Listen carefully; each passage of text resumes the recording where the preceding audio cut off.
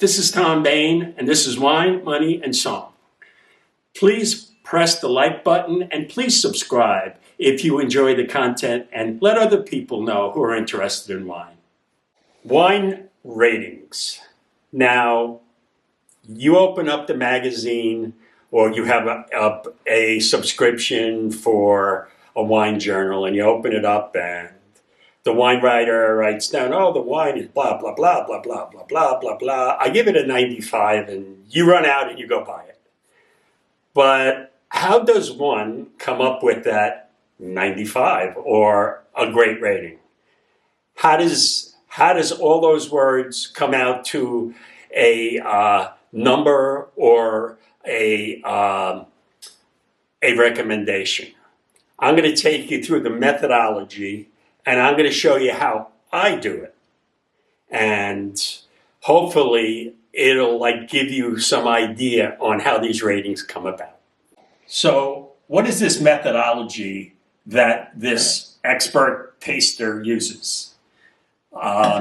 Every time I drink and taste a wine, I do it step by step by step. I peel the layers off of each wine. And the process that I use is an 8-step process. And I never have a wine that I don't go through. I never taste a wine without going through these processes. That, to me, when I drink a wine, I'm working. And I want to know everything about the wine. And I want to cut it up into pieces. I want to know everything, every strata that's in there. And the way I do it, let me start off with, the first thing is when you pour the wine in, you look at the color. Now, why is color important? Well, certain wines should be darkly colored. Think about a Chateauneuf de Pape from the south of France, made from mostly Grenache.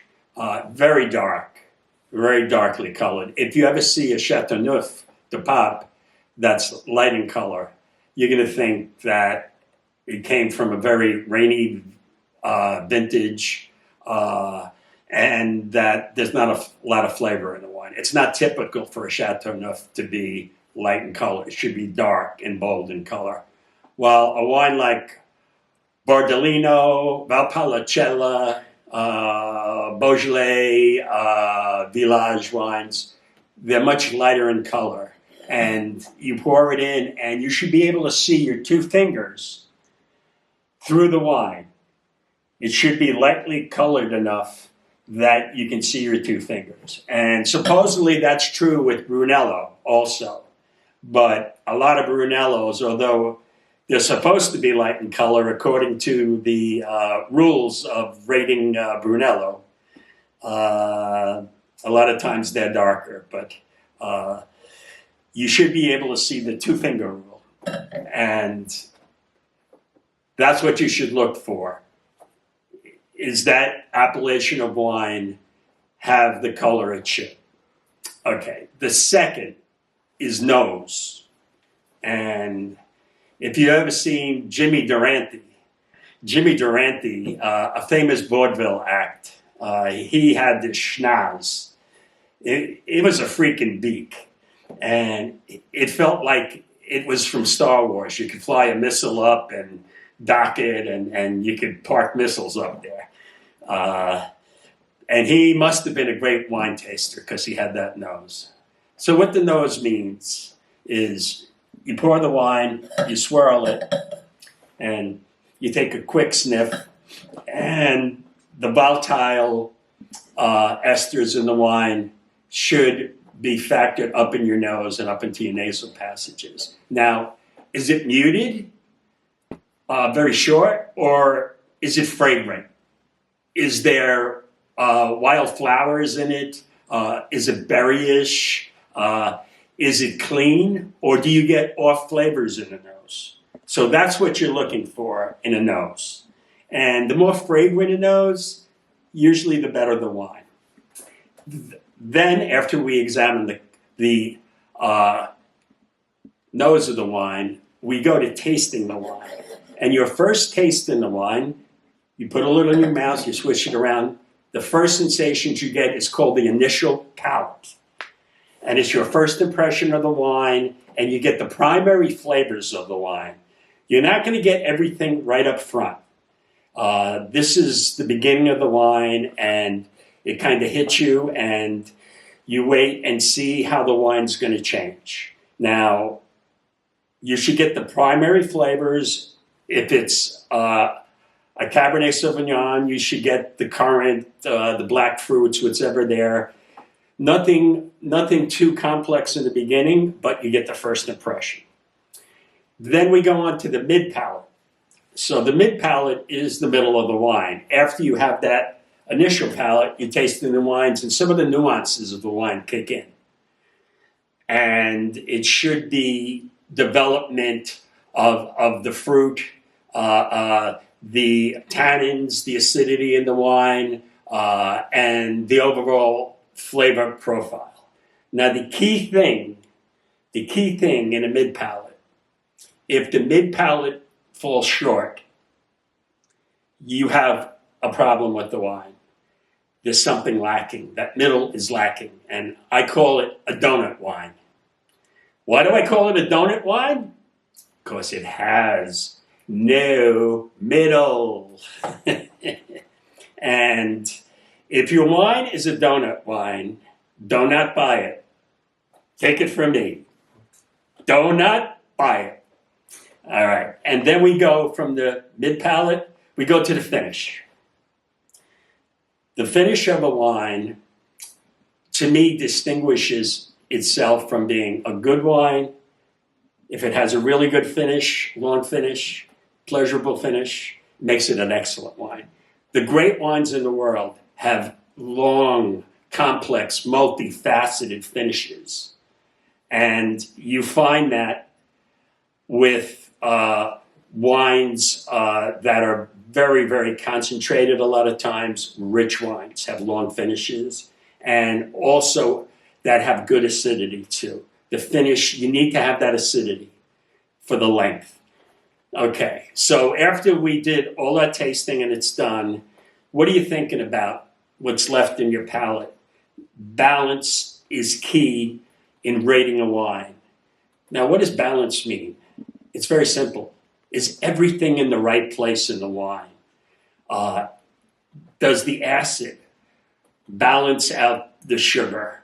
Does the tannins, are they not obtrusive and dry? Or are they green? You want everything to be round in your mouth. And very important in a wine, especially a good wine, is the mouthfeel. Does it feel round in your mouth? Is it pleasurable in your mouth? Or is it fighting you? Is it bitter? Is it lacking something? The mouthfeel really distinguishes the quality of the wine. If it's harmonious, balanced, and it feels great in your mouth, very important. And then we go on to the end. Is the wine typical of the place where it comes from? What does that mean? Well, when I have a wine from, let's say, Saint-Eustache in Bordeaux.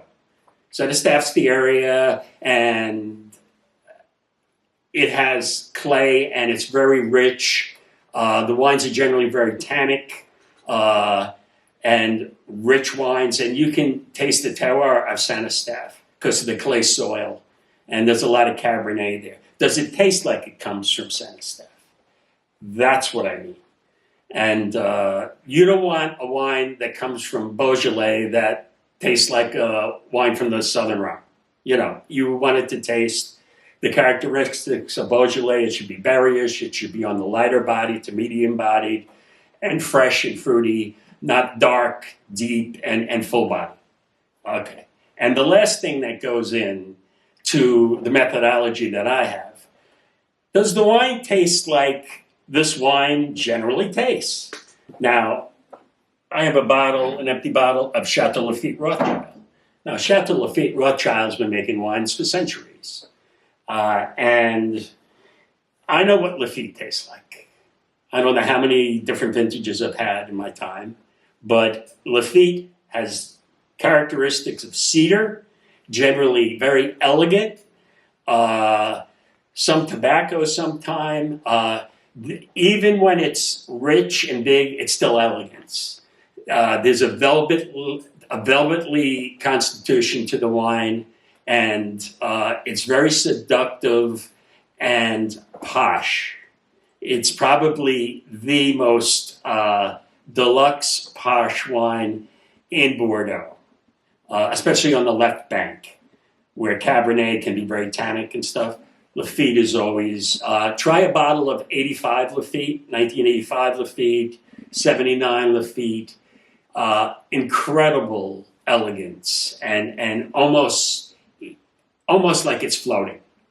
So those are the things I look for when I rate a wine. And I do it like a robot when I have a wine. I go through all those steps, and then I come up with my judgment. And if enough of these things check the boxes, I like the wine. If there's certain things, like if it's a donut wine, I don't like it. It doesn't have the skeletal, there's something missing in the middle. The wine's falling apart because it doesn't have a middle. So that's how I do it. I'm sure other people do it differently, but there is a methodology to anyone who rates wines. And hopefully this will help you understand how wine ratings get their ratings.